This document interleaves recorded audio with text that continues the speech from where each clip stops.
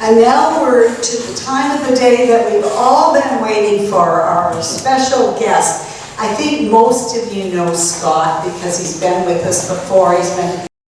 Scott, I won't do a big introduction because I think most of us know you, but how many years have you been with CSC? Oh, wow. It's over 15. And I've been working with Genesis House, a halfway house in the Westminster before that. So I've been working with offenders since 2004. Sex offenders specifically since about 2009, 2010. So, yeah, I think that covers my history with Correctional. Yeah, actually recently, I have a hard time knowing my own values, so I have a really nice girlfriend at the moment who points things out to me, and one of the things she said is, anytime you are doubting yourself or struggling, take a look at what you've accomplished and how much experience you have. So every day you go to work and you don't really think about all the years you've been putting in. And like CoSA, as I watch it evolve all the time, the years and experience that you're all bringing to the table and getting, every time you work with a client, how many years have you been volunteering is your experience. That's your number of value that you keep adding to your personal value, to really reflect on all that effort you're putting in and work you're putting in. First off, from CSC, on behalf of CSC, or the Correctional Service of Canada, and mostly for myself, I just want to thank all of you for all your volunteer work that you do with the sex offenders. I value you guys so much. You don't have a clue. When I see my clients and see what they're getting from their CoSA group, the value that they get, and they share that with me often. Even the ones that struggle and maybe decide to leave their CoSA group, I watch them struggling and their fears and their inability to open up with their members is the reason that they're leaving. And that it's nothing you're doing wrong, it's where they're at with their struggles. And the guys that are getting so much from the groups, and it's a big factor in public safety, what CoSA offers, and I hope the funding starts flowing in to help out. All right, so I've been asked to facilitate a training. What was the title again? It was Everything You Should Know about Your CM's Sexuality, but Are Afraid to Ask. When I got this subject, I thought, oh my goodness. I just sort of do this on the fly half the time and don't know if I'm doing it right. But I do my best, and I ask that of you. So I'm going to try, first off, I want to make it more of a discussion than a facilitation. That's why I didn't bring a presentation with me this time. So I want to kind of include everyone, and I have an idea. I hope it works. It usually does, but sometimes it doesn't. And if it doesn't, I'll regroup. I'll be looking at my phone not because I'm reading messages, it's my presentation or notes are on here to help me. So to start out, I want to ask, what happens in a CoSA meeting? What does it look like? I don't attend them very often. I don't know what it looks like, other than what the offenders tell me, or my clients, should I say. So maybe I get a couple of people just to tell me what typically goes on in very briefly, what happens in a CoSA meeting when you meet with your clients. What kind of things are you discussing? What are some of the challenges and what are some of the positive things that come out of it? So, we'll often start. Yeah. We'll often start with a check-in. Sort of one of the principles is sort of a little bit of sharing from the volunteers to show everybody has struggles, everybody has difficulties in their lives, right? And then often, sometimes the way a meeting will start is going to the core member and saying, hey, is there anything specific that's going on? Bit of an invitation, and if that invitation isn't taken up as fully as we might want, then a little bit more probing questions and sort of go from there. Okay. Anything else? Anyone else want to add to that? Yeah, John. I think it depends on the core member and how in touch they are with their own life. And so there's some core members that you think are fantastic, you want to be with them every day. And the other guy, you say, oh gee, you know, when are you going to grow up? Right. And so and you try and help all of them on their way to wherever they're going, and you let them define where they're going. Love that answer, actually. It's kind of where we're going to go today on both sets, Josh, as well, is developing that sort of comfortability in that group itself. Oh, I thought you put up your hand, sorry. One of the things that I want to look at is also tying in, you know, this topic, how do we talk about sexuality? I'm going to start with putting me in the middle of the room in a hot seat, which is a little terrifying. I'm going to act like a core member who's being a little bit difficult and not opening up. And I want you all to take pot shots at me. And I'm going to be role-playing. None of this is real. And I'm going to try to be a bit difficult. And then what we'll do is I'll kind of present some information, we'll talk about some more discussion, and then we'll try again. Okay? And this second time, hopefully, we'll be able to draw out some more information. So hopefully, it doesn't go really well the first time. And if it goes really well the first time, I'm going to have to regroup and rethink my plans here. All right, so here I am. I've come in, I'm a new member, core member. I'm sitting down, I'm on the hot seat. We've talked about expectations of CoSA with Maureen, and you want to know a little bit about the goal here. The goal here will be to find out in a very short amount of time. How much time do I have for the presentation itself? An hour. Okay, perfect. 45 was Okay. period after. Perfect. Okay, so what I want you to draw out is what can you find out about, I'm going to use the term behavioral pattern, problematic behavioral pattern, or crime cycle in this short brief time we have. And with my discomfort or challenging attitude behavior, how can you sort of get me moving forward, right? And not being stuck in a defensive and on the whatever the term is I'm looking for. Scott, could you also just include, I think some volunteers find it difficult to deal with the sexuality questions. That's right. So just a point of how techniques basically to ask them to feel comfortable to overcome that. Some take a more major role in some of the groups than others, just because they're the one. Absolutely, and I think my goal today is to sort of show you that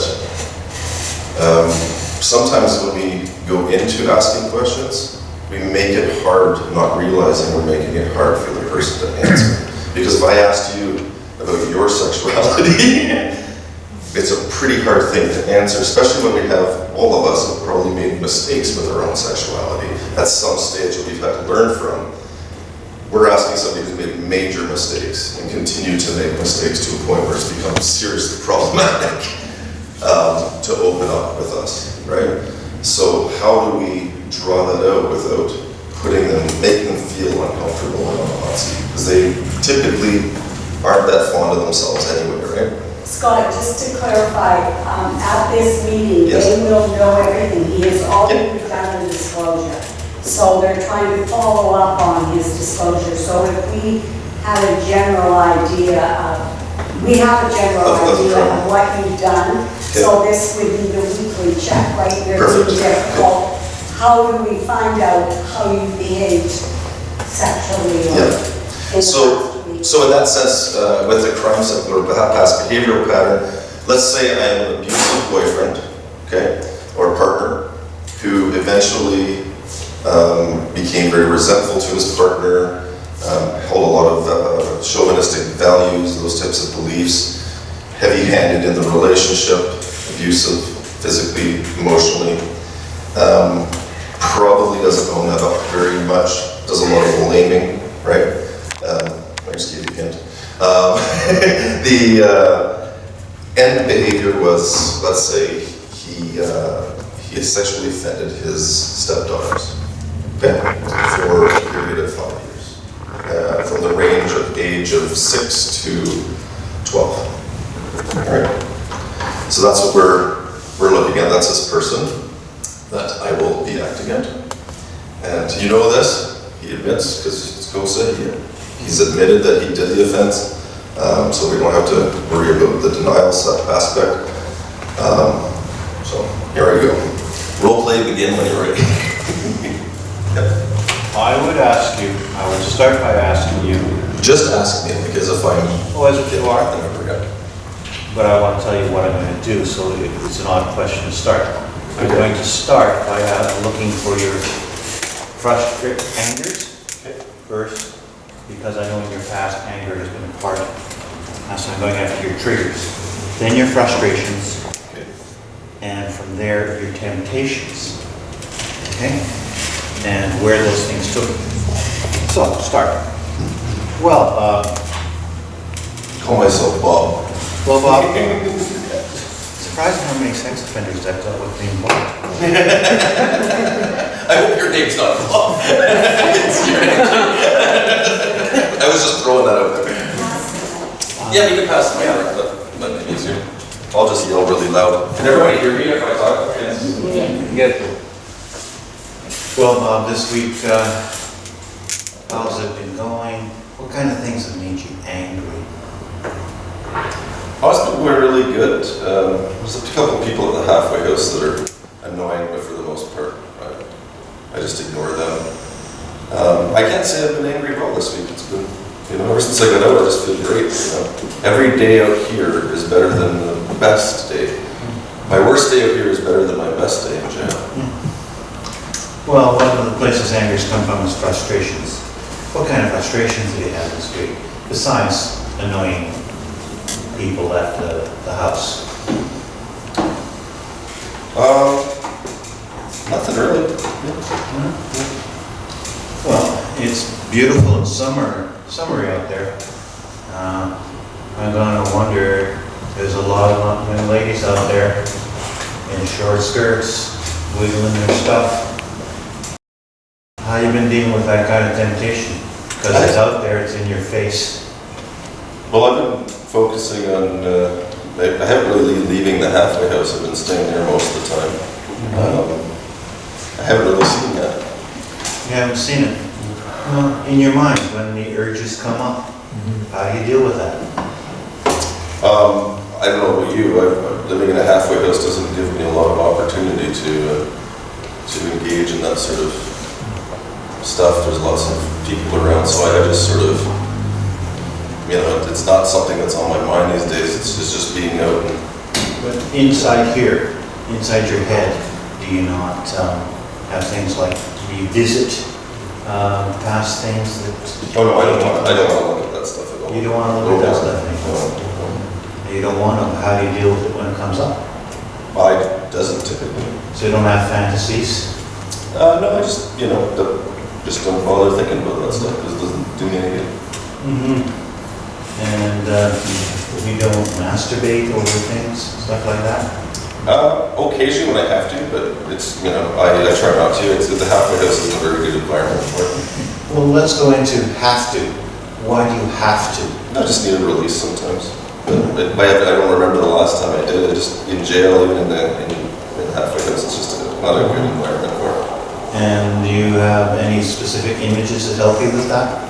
In your mind, or porn, or something like that?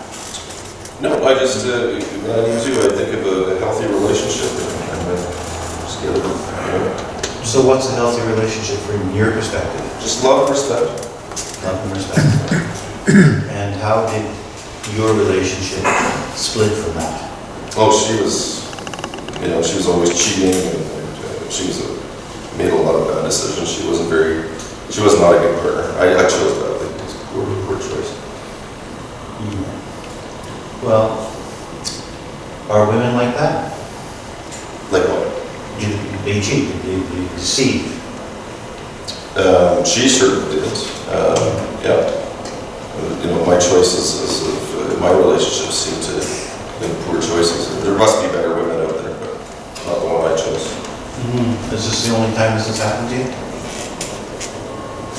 Like you made such a bad choice? Yeah, she was just a really bad part. What was I thinking?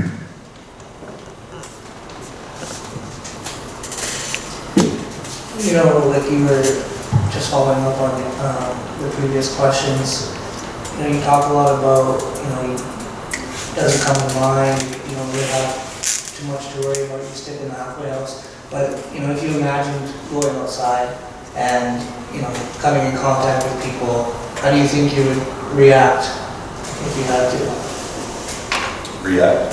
Yeah, if your urges come up, or how would you kind of process it when you're in the vicinity of people, these kind of situations where your urges might come up, how might you deal with it?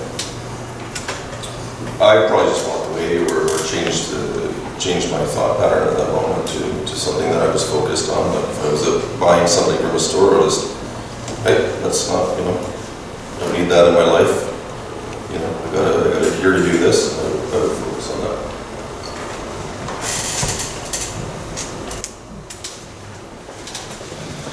Maybe one more before you Sure, move yeah. to the other? Okay. Hi, I was just wondering what an average day looks like to you. What time do you get up? What do you do?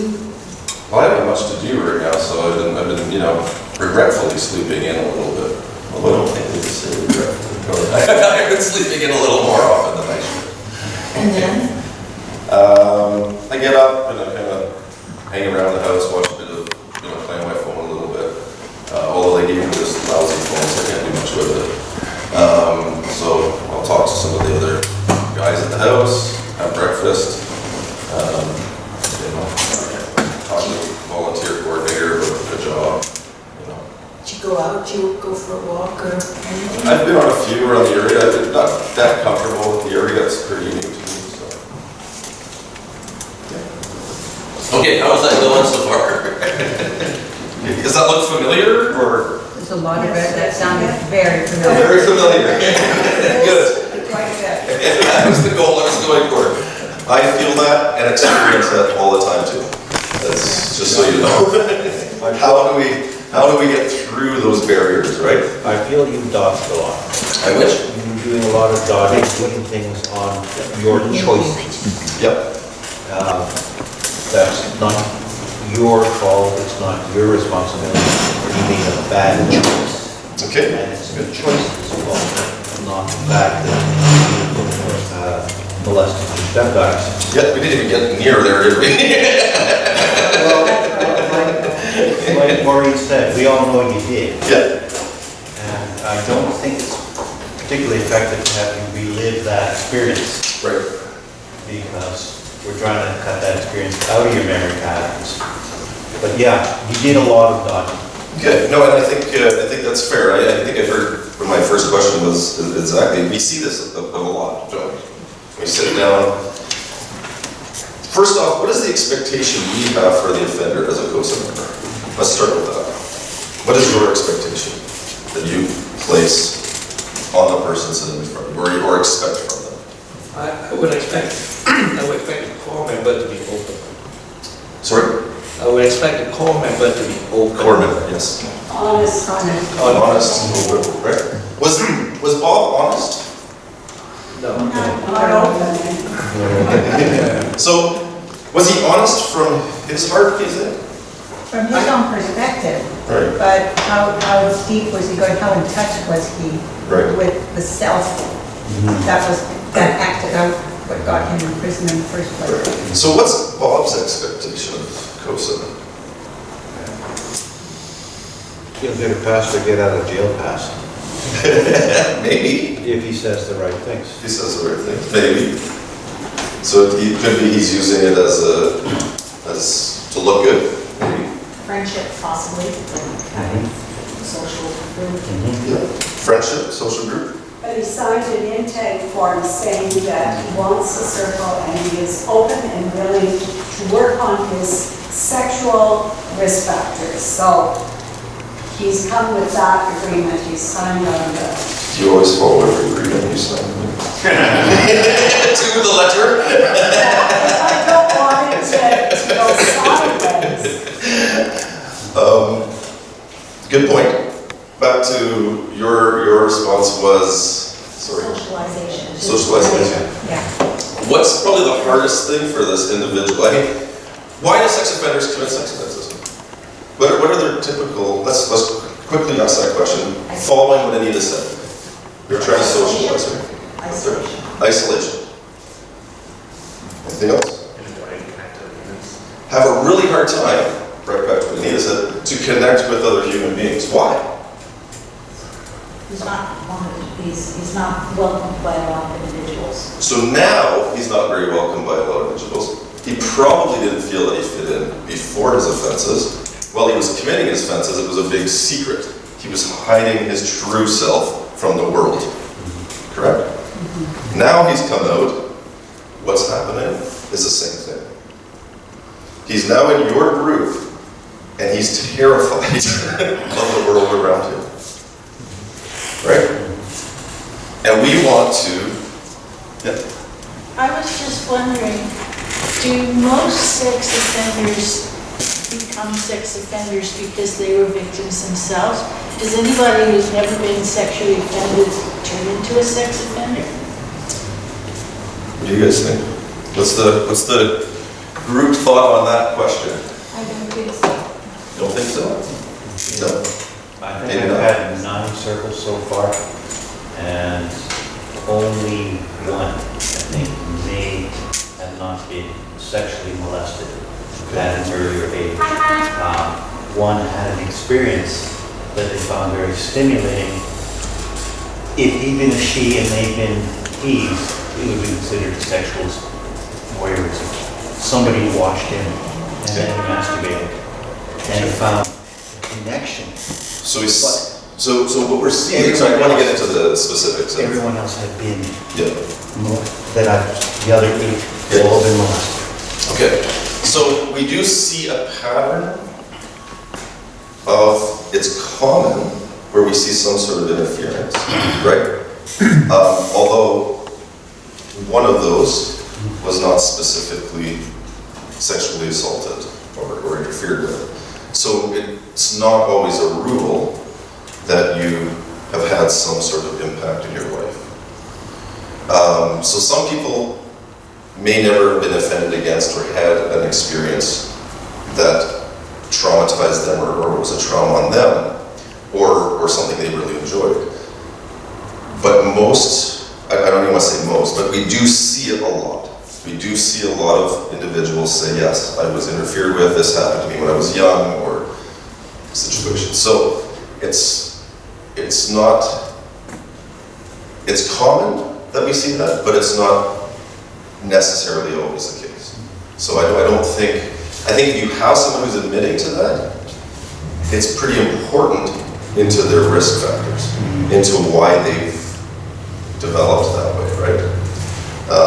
I mean, when we talk about children being sexually interfered with, your sexuality is a mess afterward. You know, you go from 7 years old playing with catching butterflies in the field to suddenly knowing way too much about something you shouldn't know and should take a long period of time to explore and understand. Right? In a healthy way. One other scenario that also fits, I've seen where there's sexual abuse in the family, not involving them. Okay. But they're curious and they want to try it. So they're observing things that are a little abnormal in the sense of... And at an age when they're determining what their sexual might look like. So, back to answer your question, sorry for your name. Gabriel. Hello. Is that we do see it. We do see these common sort of threads of things, patterns of behavior, experiences do impact our clientele. But sometimes it's not the case. But, okay. Go ahead. So when somebody commits an act like this? Yes. Is it ultimately because they have a lack of self-regulation skills? So not just, obviously they're not regulating themselves to not commit crimes, but this, in a similar way that a drug addict or an alcoholic can't regulate themselves. They're trying to evade pain, they're trying to distract themselves. So then is the ultimate goal to support our core member to learn self-regulation skills so they can catch themselves when they're behaving in a way that's antisocial? And is that our place to encourage that? Absolutely, absolutely, absolutely. First off, yes, these people have learned to cope with life somehow in a sexual manner. To deal with emotions, negative thought processes. Think about the womanizer that you might have known growing up, right? Why was he or she wanting so much attention sexually? What were they getting from it, right? When we talk to our clients, we need to understand why. What is their need? What is the value they get out of that behavior, right?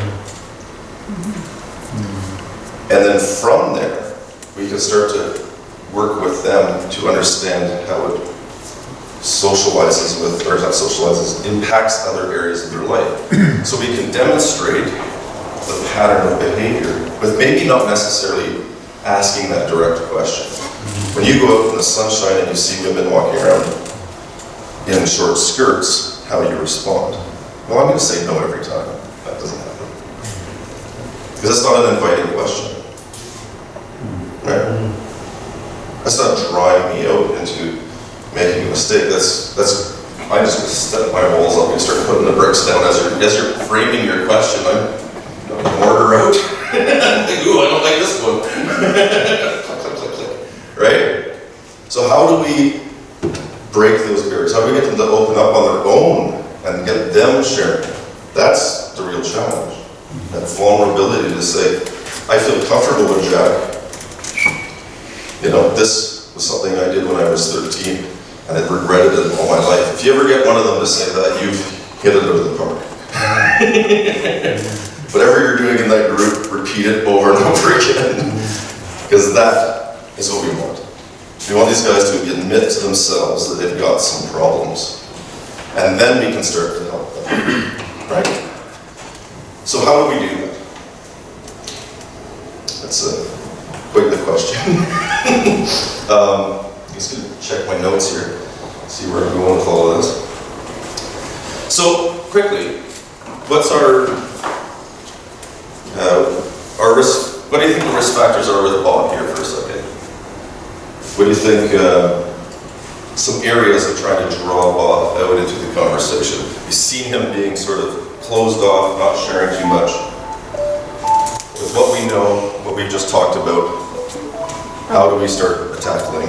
Just a lack of responsibility, taking responsibility for his behavior, a lack of integrity, a lack of willingness to be humble and admit to wrongdoings. Sure, I agree. All of those things, right? Triggers of frustration and betrayal. Okay, so he might have triggers of frustration and betrayal. Getting back into why are betrayals so destructive to him? Okay, so a lot of trust issues there, is what I'm hearing. Yeah, and how to build trust with him. Okay, so how do we build trust with this person? I think that's a very good point, and it was already great. I think I would start Go ahead. I think I would start by asking him, like, what are you thinking about during the day? What is it you're doing? Like, to really sort of start digging deeper there, because he's, as you say, he put the wall up, and you're not going to break it down. So start approaching from a different direction, going, okay, well, tell me about your day. What exactly are you thinking about? You say you sit around playing video games. Well, what kind of video games do you play? So you start kind of digging, keep digging. That's how I would approach it. And that's going to create that comfortability, right? In part. And all of you have said we need to make this individual feel confident, comfortable in this environment. I think one of the best places to build trust is actually in the start of the meeting, when you say a little about yourself. Something like, oh, and this week, some guy cut me off, scraped my front fender, and I wanted to jump out of my car and beat the living crap out of him. But I took an extra breath, and I prayed on it, and we just changed numbers, and it's done. I didn't let it go too far. In that, you're telling him, yes, you, this core member who presents himself as some kind of, in his mind, some kind of angel of salvation, are very human, be subject to terrible impulses sometimes, but see, can get around it. Now, you gave him a piece of trust by telling him that.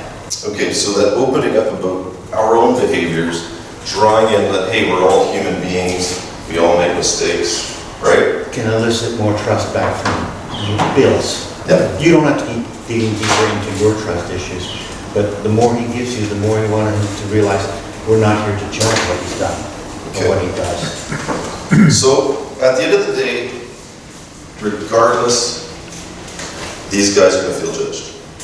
Regardless. There is nothing you or I can say until they feel comfortable with us. And then they say, I like you so much over the past year, I just don't feel judged. That doesn't happen for a while, does it? It takes a while for them not to feel judged. Yep. I think a lot of them have self-esteem issues, and I think to validate the fact that they're here and they're trying and that we want to work with them would help, because, how do you argue with them? Yeah, exactly. Reinforcing that, hey, I'm here to work with you. A big factor here is being human with them, is what I'm meaning.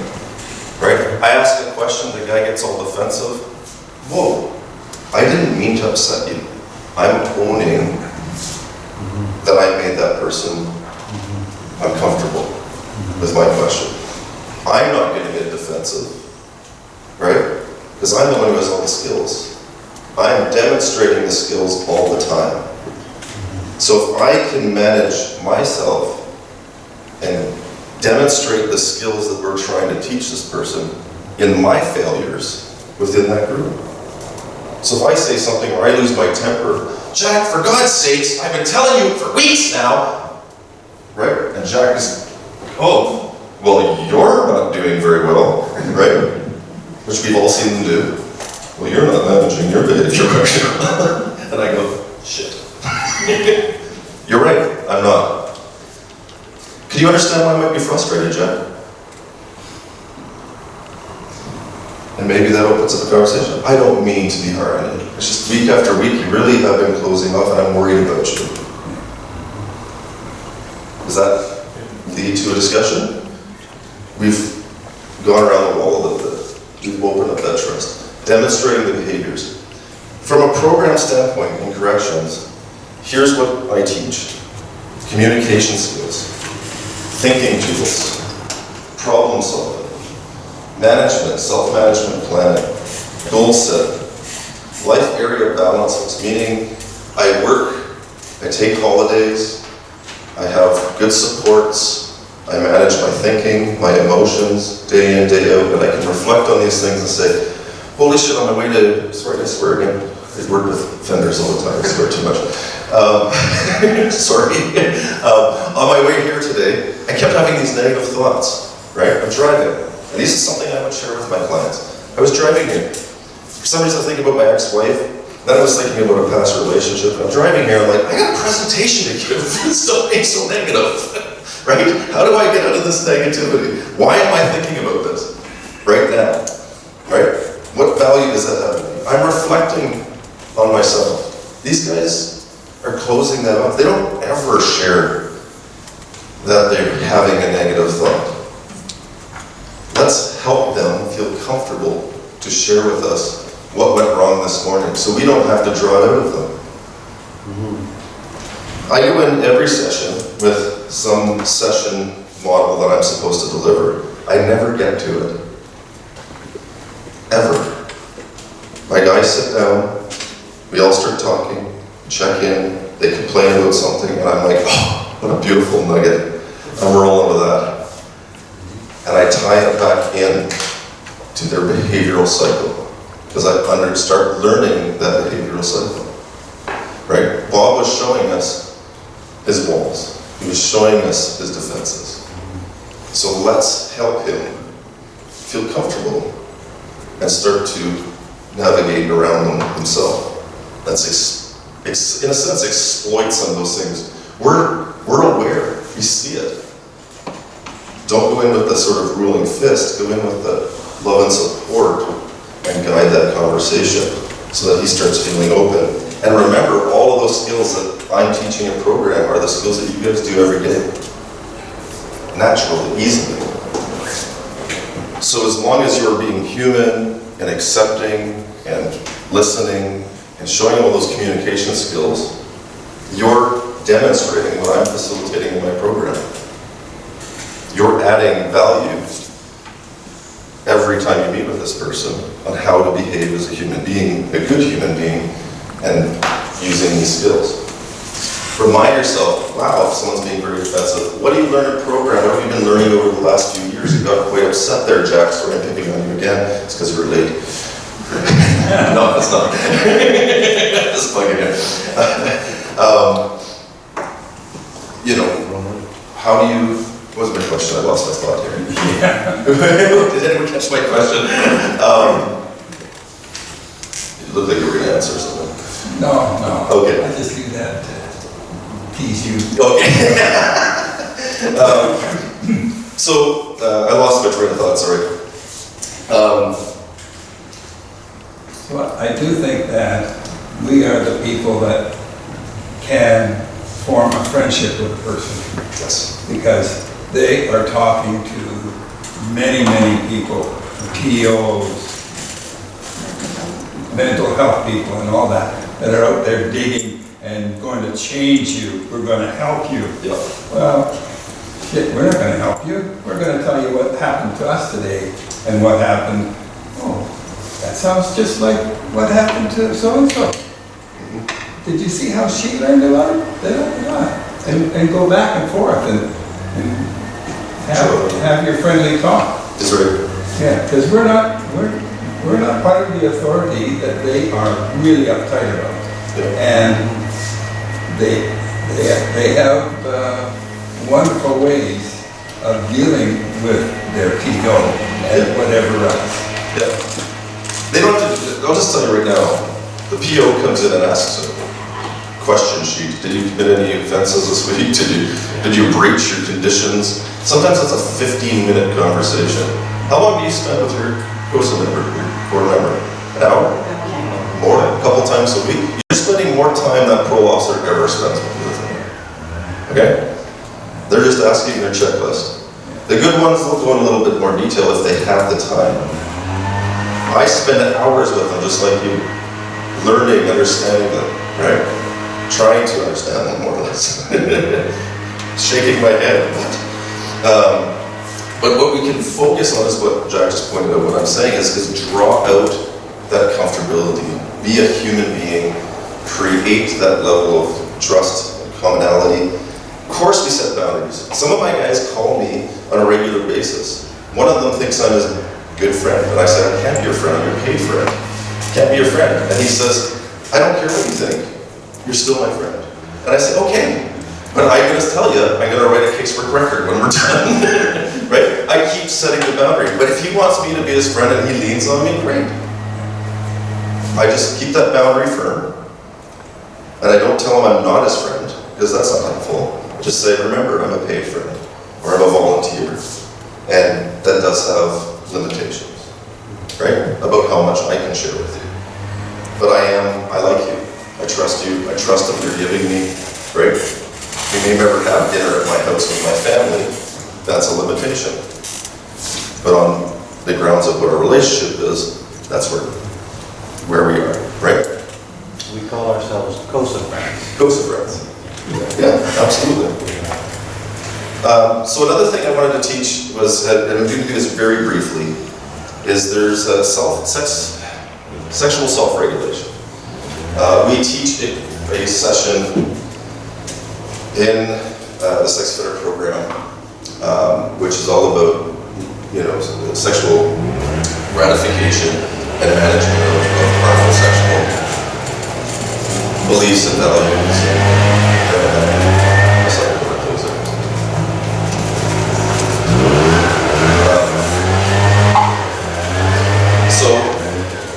example of Bob here. He obviously has some pedophilic interests.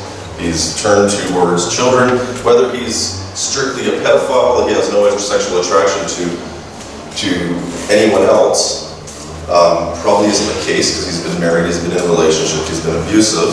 There's some things going on there.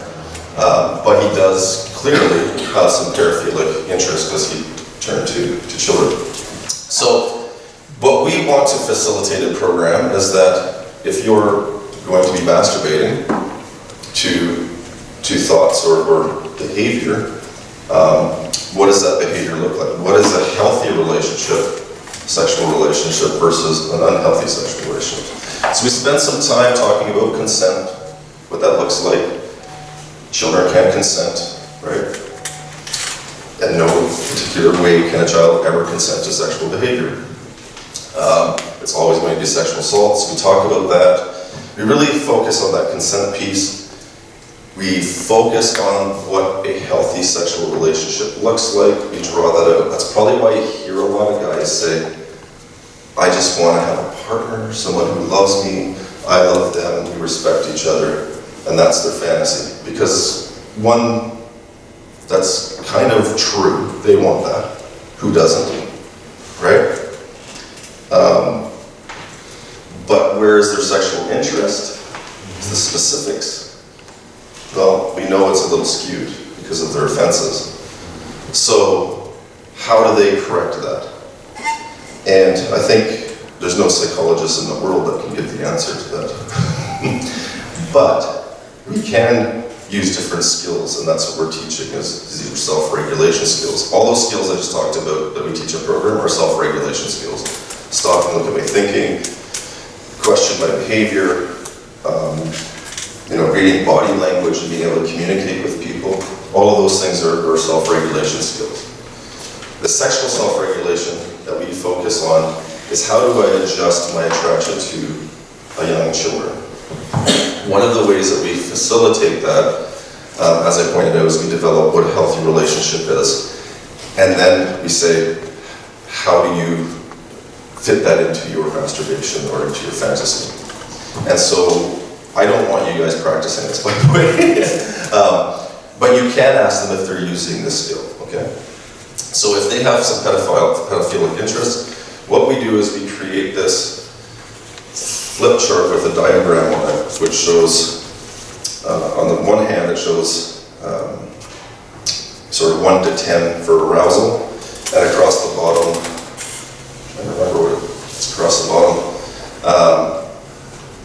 Maybe there's nothing across the bottom. Anyway, it's just an arousal chart, and we draw a diagram where your arousal rises up, and then at the top is where you, if you start to masturbate, and then you ejaculate. At the point where you ejaculate, for a male, there is a period of time after that you cannot get erect again. For a period of time. I forget the exact amount of time. So what we facilitate, this is very detailed, I'm sorry, but what we facilitate is focus on a healthy fantasy. So the individual in their masturbation practices is focusing on what a healthy relationship would look like. Okay? And as they're doing that, they might start thinking outside the box and start focusing on the things that are harmful. And at that point, they're supposed to stop and regroup and get back on track. Now, this is a self-management thing.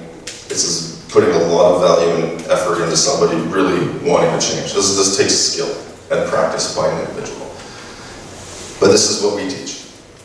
And so the individual stops, goes back to a healthy, appropriate fantasy, starts to get themselves up, and hopefully can get to a place of ejaculation and orgasm where they have a healthy sexual fantasy to completion.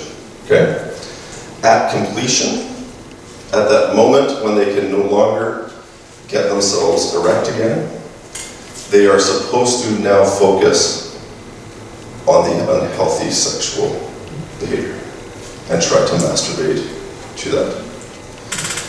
The idea is it's a conditioning process where we're supposed to condition the healthy sexual arousal and deplete the negative or harmful sexual thing. You can see all the faults in that process because who's monitoring this? It's only one individual. But if somebody's really wanting to change their pedophilic interests and really gives us a chance, apparently scientific psychology, it works. So this is one of the tools that we do give them. So when I was asked to talk about self-regulation, that is one of the tools we use, right? Yeah. Given the 47 to 44 relationship in favor of female offenders, Yeah. does the same practice still follow? Unfortunately, I do not work with female sex offenders. I don't have any that are transgender on my caseload at the moment. So I honestly don't have any information on you for that. You'd have to maybe get a facilitator from FBI, maybe to come in and talk about that. I don't know what they teach in the female program. I'm going to assume it's different. Female sexuality arousal is very different, I think, from men's in some ways. I might be wrong on that, but They do use the smelly, what is it, some of them have that. oh yes, They use that with the women and the transgender. They're not using that as often now. okay, But it used to be very common, and some of the guys still yep, will use that because that's easier to get than, so many of them are developmentally challenged or mentally challenged. Yes. That it's very difficult to do, I think, what you're talking That's about. But what are they called, smelling salts? there's like a tuna extract, smelling salts, elastic band on the wrist, a couple different techniques that they used to use. We don't use that anymore typically because we don't use the reconditioning system that we used to use. Thank goodness. I can't remember what that was called, but Plephro something or other. Anyway, yeah, I won't even talk about that because we don't use it anymore. Yep. I was just wondering, if we have someone that's still under program, is it easy to access a psychologist to help them if they're having difficulty with that? And if they ask the parole officer, will they be able to get access to that? Because I know some of them are under the program, and they're finished that, in between, they're having trouble. Can we suggest that they?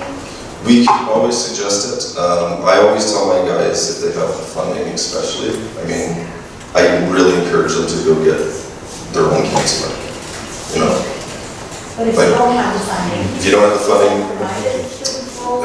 there's gaps and there's holes in the system. There's a real decline in the number of not social workers, psychologists working in corrections. So through our social work programs, we do have mental health workers in the Fraser Valley as well as in the other areas. And when there's a need, we do try to pick them up. But sometimes if the person's not a high risk or they don't pose a significant risk, they may not get that support. We can usually advocate for it. But there are holes in that process, and there is a lack of psychology for these guys. Yeah. Psychologists as well as CSC, when you see that when they start opening up and you see that they are high risk, you would need to report it, right? Right. Could you repeat that? I didn't hear what you said. Give him the mic. Psychologists and CSC officers, when you find that the client is opening up but he seems to be at high risk, you would need to report it, right? Oh, absolutely, yeah. That stops them from opening up because. Yeah, absolutely. So you have a guy who's sort of going through, and we start to see his risk increase. So his risk would look like, for Bob, for example, he starts to get aggravated. He's fixating on a woman, trying to get in a relationship. He's nowhere near ready for a relationship, looking at what we know of Bob. And he's the Bob, the guy over here that I was pretending to be. And he's going into these issues, and we start to see an increase in his risk. The problem being, we need to get this guy support, but he's in his risk cycle, and we're concerned about him, and CSC is going to send him back to jail. Because there's too much risk. It reflects negative on CSC as a general, whole. So the best thing for us is to send them back to the T unit, the temporary detention center, give them 30 to 60 days, 90 days, sorry, and regroup, get things back on track, get a new release plan, and release them. The negative, as was pointed out by Jens, is that when we do that, the conditioning is that when you admit or open up, we send you back to jail, right? So that's another failure in the system in a sense. But you can respect why we do that, right? So we are, that said, if I'm involved, the parole officer's involved, and we have a good working relationship, CoSA's involved, there are times we don't have to do that. We can house confine, manage the matter. It just depends on the individual's risk and what that risk is to the community. Yeah. So I'm just thinking that we have to sort of wind down here for questions. So I'm wondering if we I'll just go around with the mic, right? How about we just do Bob again and try a new method? You think that's okay? Because I wanted to do that. Sorry, I lost track of time. Okay. So I want to do this now, sort of what we're talking about. Let's try to flush some stuff out of Bob. What I want you to be really thinking about is just, if you're worried about him walking around the community looking at women, how are we going to, if that's what your concern is, how do you want him to open up about that? How are we going to lead him that way? How are we going to, based on everything you're talking about, leading by example, demonstrating that compassion and those relationships, that developing that connection with Bob, to get him to move forward in our discussion, open up more. When he becomes defensive, how are we going to use these skills? How are we going to demonstrate these skills? If you have some questions about his sexuality, because that's part of what we're here to do, figure out a way to ask those questions and draw that out of him without maybe being so specific, right? Because asking somebody how many times they masturbated in a week, if you're not me doing it, and you're not used to me doing it, it's pretty stifling conversation to have. They kind of expect that from you, but in a CoSA group, I don't know. So that's maybe a different angle would be better, right? So let's give this a go here. So let's put that there and pass it around again. All right. Resistant Bob. Whoever's ready, you don't have to. You know, when you see the CM, so you know how this week has been, so probably I start like, hey, Bob, you look tired and weary. What happened? What's going on? How's your week? Well, it's been a long week, and I just got out of jail recently, as you know, and there's a lot going on. There's some people at the halfway house that are kind of jerks, and you know, no one seems to give a shit about me. No one's paying attention to what's going on for my day, you know. That's so sad to hear. You know, we know that halfway house is very difficult. I mean, I have heard about it, and I can only imagine what you're going through, Bob. So, what we are here is to support you, and if in any way we can be helpful for you, we could, you know, discuss what really happened in your halfway house. Was that, why did you feel that it's very difficult? Is it any arguments or whatsoever? Well, there's just people that treat sex offenders like crap in there, and the staff. I mean, I'm a sex offender, they don't give a shit. They kind of off in my room. I could sit there for days and nobody would know I'm there. Well, that's really because we feel it in CoSA, we feel that every person, every human deserves respect and being treated as a human. And I'm really sad that you're not really getting that. Probably, you know what, you could think that they are also having their bad days. Probably that's why they are acting up. None of us are perfect. So, if there is, you know, if there is something that we can do to make your day cheerful, we can, you know. Thank you. Yeah, go ahead. Bob, you've been with us for like 3 months now, and in the 3 months when were asking me is that I haven't seen that you haven't shown anything, any risks or difficulties that you had in terms of your offense rate. So, what is your expectation for CoSA? Well, I like you guys, you're friendly, it's nice to come here every week, knowing I have some support, so I can be on a call once a week. I do find it very helpful to talk, and be able to vent what I can. Yeah, you know that we CoSA are here to specifically help you with the issues that put you behind the bus in this space. So, if trying to speed up a bit. Yeah, no, we are limited. Yeah. So if there isn't anything that, it's basically it's not like this chit chat, right? If you don't have issues and if there isn't much help required, then you're probably not at risk and you have to allot our time. We are all volunteering and there are so many other people waiting to be part of CoSA, so you have to attend the CoSA. Based on what you just heard, as it was going, do you see him closing up now, or do you see him opening up? No. Why? Because it sounds like a lot of, here's what you should do. Okay, so There's a judgment coming. you're starting to get into, what you're doing is not wrong, it's just pay attention to the key things that are coming, because you're now sort of creating, or you're supposed to be doing this, but you're not doing this, and you're wasting CoSA members' valuable time, right? So I said I'm speeding it up. Yeah, no, I just want to, but it's important to look at that, because that's how we deal with errors. Josh, try asking me, try to take my closing up. I'm putting up walls to 3 months. Try to use that and tie that into my risk assessment. Start with a general question, Bob. I'm sorry to hear that you're frustrated with people at the house not caring about you. Yeah. Can you tell me about any relationships you have had where you really felt like people did care about you? It's been a long time, mom and dad, well, not my dad so much, but dad, definitely my mom and my brothers. My sister sometimes calls. Okay, how did your mom care for you? How did that help you feel cared for? Just, she loved me, she respected me, she was always there for me when I needed her. I'm glad to hear that.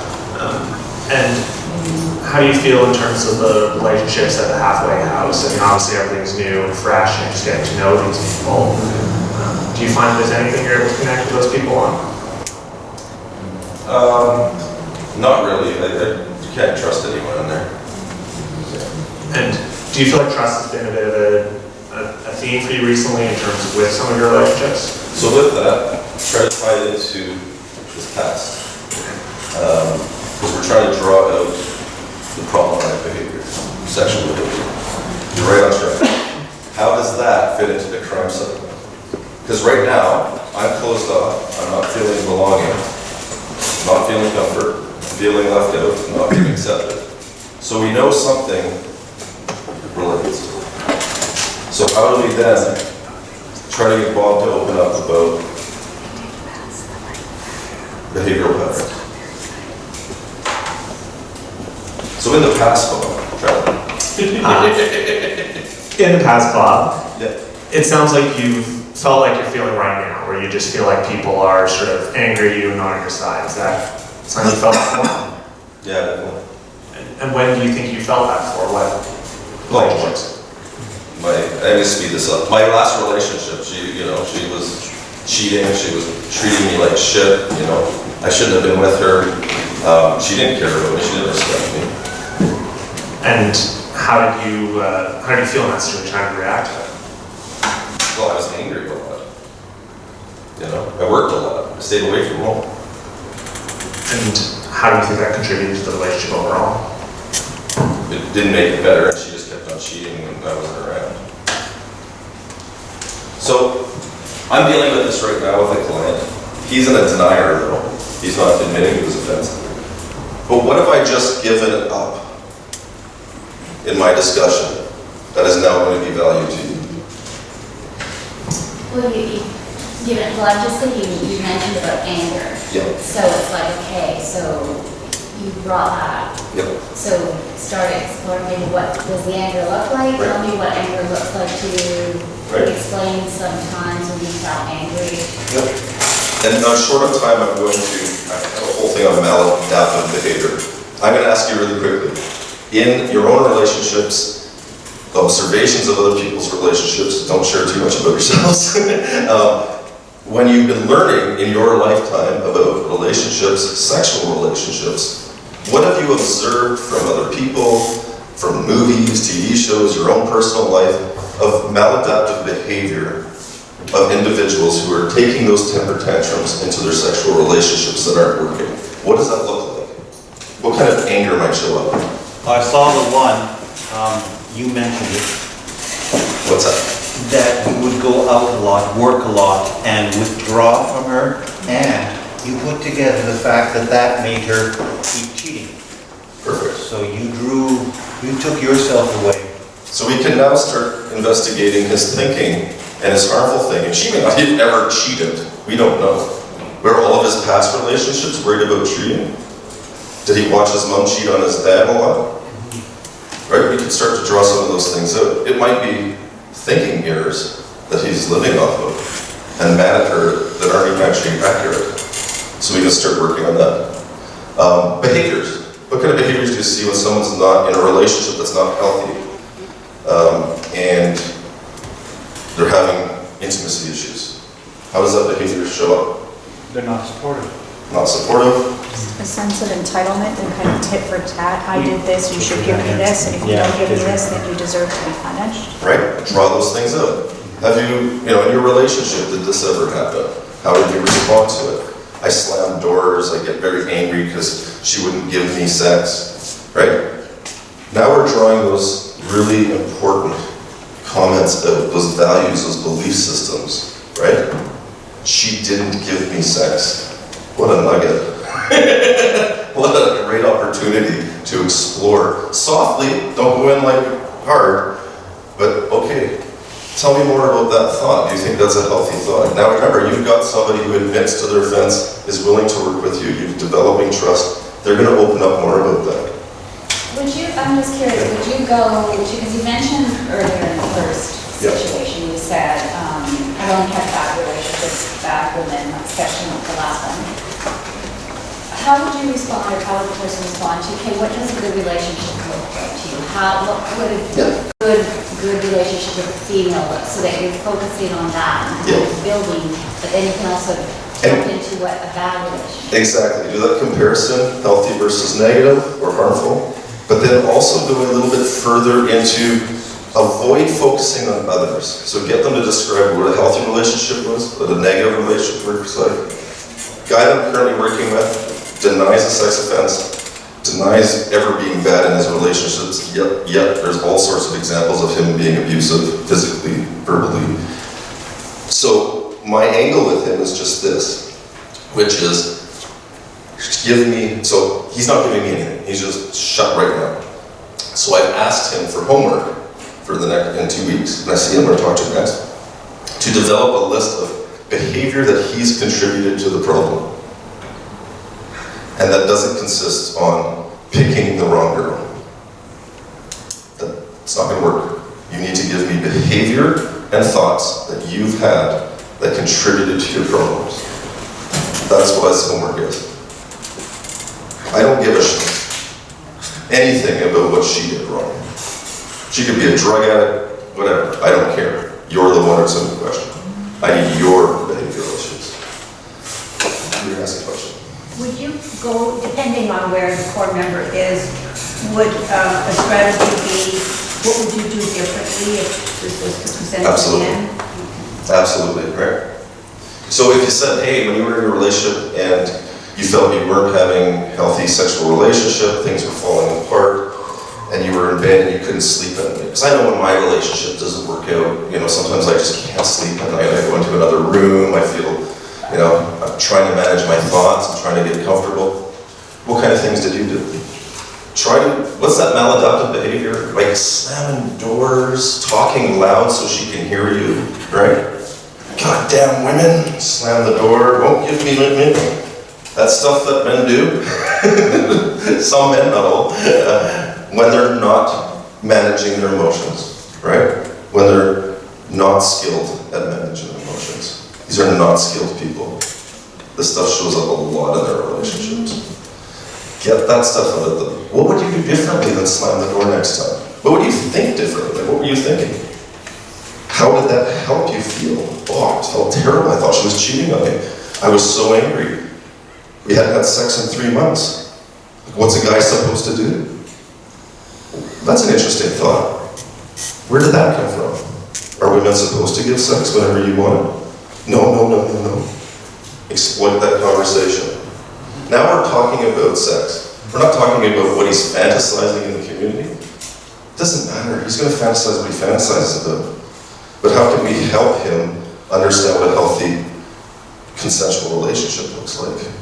How can we demonstrate through our understanding of human behavior what that looks like without getting too much about our own dysfunctions, obviously, right?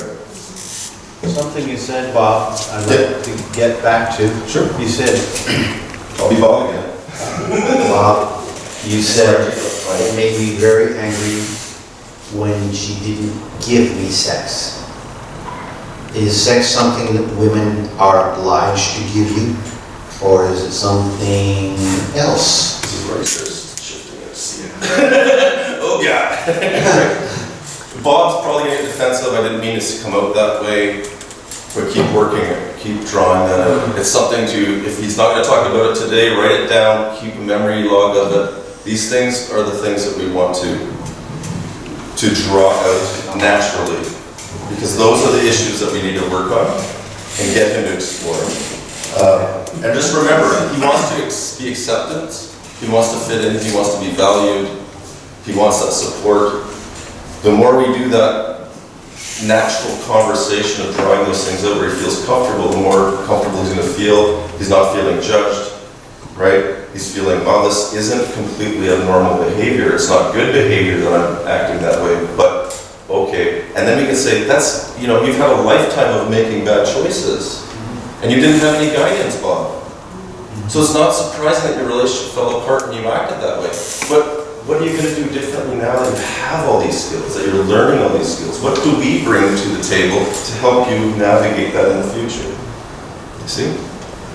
So I'm going to end it there, because I know if we're running way over time. You know what, and this is so good. This is the meat and potatoes of what we want today. So I don't want to stop, and I think we're going to be, okay. But I think that we need to just see anybody who has especially that hasn't had an opportunity to say anything or has a question.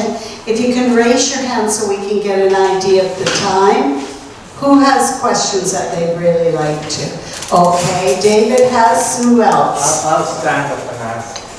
Okay. I'll be loud. No, I just want to see how many because of the time. And Norbert, who else has a question? Some ladies, come on. Sure. Yeah, there we go. Okay. Anybody else? I don't want to, and this is important. If you came today and you haven't had the question answered about your... Oh, Jasmine? How about you, Belinda? No questions? No? Yes? Okay. Oh, Belinda has a question. Jasmine? David, Norbert. Let's just Anybody else? So Just start here. we can start here, okay? And then we'll just have to keep each one to maybe 2 minutes, 3 minutes max. Question and answer. Okay, I see him, he had a girlfriend but he always think that she's cheating on him.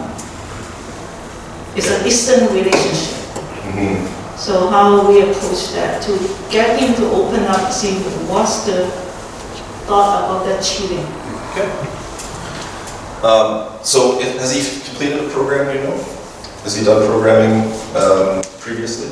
Is he doing work with? I don't think so. He's not in the maintenance, but he was in the institution. He's one of the ones at Belkin, so we would think he's getting something. So this is difficult because when we know when somebody's having these thoughts, they believe them to be real. So I do two things typically. I try to focus on how much time are you spending thinking about this stuff. I can't sleep at night. I've been there too. It's not a nice feeling. Is this a really important relationship to you? Does she really bring out all the good in you, all the values that you want? Is this relationship, don't say she by the way, just relationship. Is this the right relationship for you? So we don't want to make it sound like she's the problem. We just want to make sure, if this is how you feel in a relationship, it should not be about stress. David and I have been together for 35 years. And every day, my worst relationship before I met David was the best relationship I have had before I met David was how I feel on our worst day. Right? We're very close. But drawing out those things, those statements that are really valuable, right? Because, that's a statement my brother made to me when I was having a bad relationship. Right? Why are you with this person? It's not working. Your best relationship should be rising you up, not pushing you down. So maybe it's the relationship that's unhealthy. Right? So that's one area to focus. And then the mind, right? The mind plays tricks on us. I don't think focusing on what the other person's doing is helping. They're just going to keep telling you what they want you to hear. So I think this person's probably not ready for a relationship, never has been ready for a relationship. Right? Isn't capable of a healthy one at that time. I'm going to pass, thank you. Oh, you sure? Okay. Going back to Bob. Yeah. So you just come out of jail and the halfway house is treating you really badly. You don't trust anybody. I'm here to ask you, during the day, what would make you happy? How would you be better off if you had like a pastime? How about on your phone? They gave you a bad, shitty phone.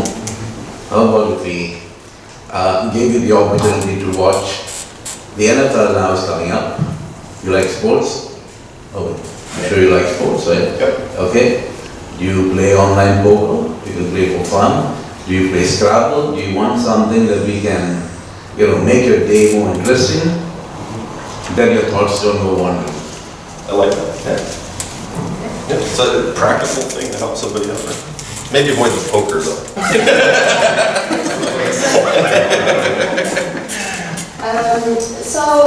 We've been talking about probably the past experiences and how the core member feeling at the moment.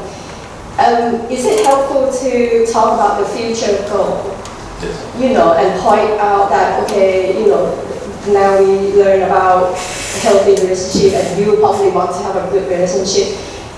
How and when we can talk more about how they can plan their future goal and when it's appropriate to do that. Yeah. I think that's a very important thing is our goals. We focus a lot on goals in the program and future planning, management of their risk. So always kind of bringing their risk back to themselves. But your goals are what's going to move you forward. Who do you want to be in your perfect relationship? What does your behavior look like? How do you treat people? Get them talking about that, because now they're reflecting on the future of what they want to look like. Once you have that too, you're their support network. If they meet somebody and they start to go down that road and they start acting a certain way, you can say, well, back in November 16th, you said, are you doing that today? You can hold them accountable, right? For what their goals were with relationships. Talking about relationship, again, following up with you said you are pretty good at work, working full time, and your relationship with female, employees or co-workers. been very good, but I lost kind of confidence in women generally because, you know, if I try to, you know, come up with a relationship, close relationship with another female, I may be held, you know, if she comes to know about my past, you know, like if I make a mistake, she may want to hold me responsible. So that fear is in me, and that's what's keeping me a little bit, you know, not to establish relationship. And here, CoSA encourages people, CMs to establish new relationship. So how would you the fear, mainly the fear of... Yeah, I think fears drives most of the bad behavior in most people, is our fears of being something happening. So it usually draws out a negative behavior, right, from all of us. You almost get hit. I think somebody used a traffic example earlier where you acted erratically at first. It's because of the fear. The fear creates a fight or flight in us. So a lot of these guys are fight or flight in their relationships when they don't need to be. That's that moment to like, whoa, I just need to step back and think about this. I don't need to react to it. But they're so focused on reacting that they have no time. So fear is a very important thing to understand, that fight or flight, and recognize that, hey, if you have these fears come up, and they hate that word, by the way. I don't fear anything, right? You fear but Jack, you do fear your emotions quite regularly, just like right now. How I said fear and you took it as really, you know, draw that out. It's okay to be afraid, Jack. It's okay, right? So drawing those things out with fear. So make it normal. Share some of our own irrational fears. With the relationship, as CoSA, I'm here for you, David, and we're developing a relationship, and we're working together. We're trying to form a healthy relationship. So take what you're learning from us and try to apply that to your life going forward. This is what this is all about. We accept you. Do you think other people aren't going to accept you down the road? It's a staged process. It's going to happen, but it's going to take time. It's going to take a lot of what we have here: honesty, respect. Draw that stuff up. So I'd like to have your comments about the maintenance program. Yes. And how to use that program to help your CM.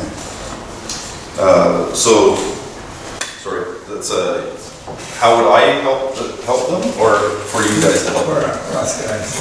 I don't know about the program. Yeah, so like I said, it's problem solving, it's risk management, it's thinking errors, it's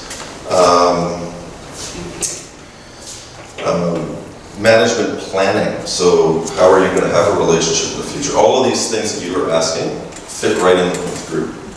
So we're teaching healthy ways of thinking, healthy ways of behaving. When someone shares a generalization, all insert whatever drive poorly, right? Well, where did that come from? Explore that. Is that a generalization? They know these terms. Challenge them. Is that a risky thought, Joseph? Is that a risky thought, Scott? Right? Is that a healthy thought? Those are all things that are learning in a program. If they're having a hard time solving a problem, say, do you learn problem solving? What are the first things you should do in solving a problem? They're going to tell you exactly what you need to hear. First thing they need to do is take a step back and think about it. They've learned this, right? So in program, we're teaching these skills. So inevitably, by teaching these skills as you go to the best of your ability, you are supporting the program. Does that make sense? And in regards to sexuality and that kind of thing, it's about healthy versus negative. What's unhealthy behavior? What's a healthy relationship look like for you? In your future goals, what does your life look like? What do your relationships look like? That follows program 2 specifically. Does that help? I mean, without going into like every nitty-gritty of the program, but we are teaching very social skills, that we're teaching all these things in the program and maintaining them regularly.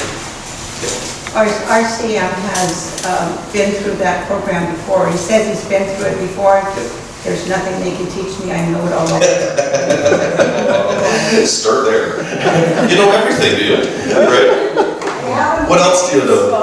Yeah. So, you know, I'm not being sarcastic, but being like, okay, you know, I think that seems very defensive to me.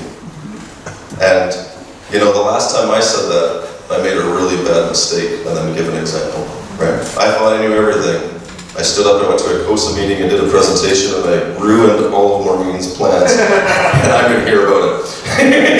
I won't, I'm just kidding. But there's an example, right, where we've made mistakes thinking we knew what we were doing, and we didn't. And you're going to make mistakes. Maureen, can I ask you a quick question? Sure. I just want to know, when we've got a core member, we encourage them not to necessarily develop relationships right away, that they spend the time getting to know themselves and to get things fixed up first before they get into a relationship. What does CSC tell them when they finish the program? I try not to tell them what to do, but I do try to encourage what you just said. And they typically do, because when they come out, they're like, I'm not ready for a relationship. The next thing I do is I say, nobody's ready for a relationship until it hits them square right in the forehead. And you haven't had a sexual relationship in how long? It's been 15 years. So it shows up tomorrow and says, I really like you. Do you take a step back and think about it? Or do you rush in? And we all rush in, we're all human. And I give those examples. Don't you wish we had hours and hours? We could learn so much. I hope that's helpful.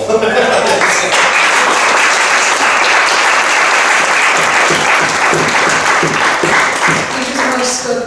This is a thank you letter from all of us here. Thank you. Thank you so much for your presentation. It was very insightful. Yeah. Actually, thank you very much, and I value all of you so much. I just want you to understand that. I tell Maureen all the time. Now Angela's on my email list, so she hears from me. I think the CSC, I speak volumes to any one of my managers that will listen. The word is out. You guys are great, and we do appreciate you a lot. I know Vancouver does, and I do, and anyone that knows your value, it's very much supported. It's invaluable. Thank you.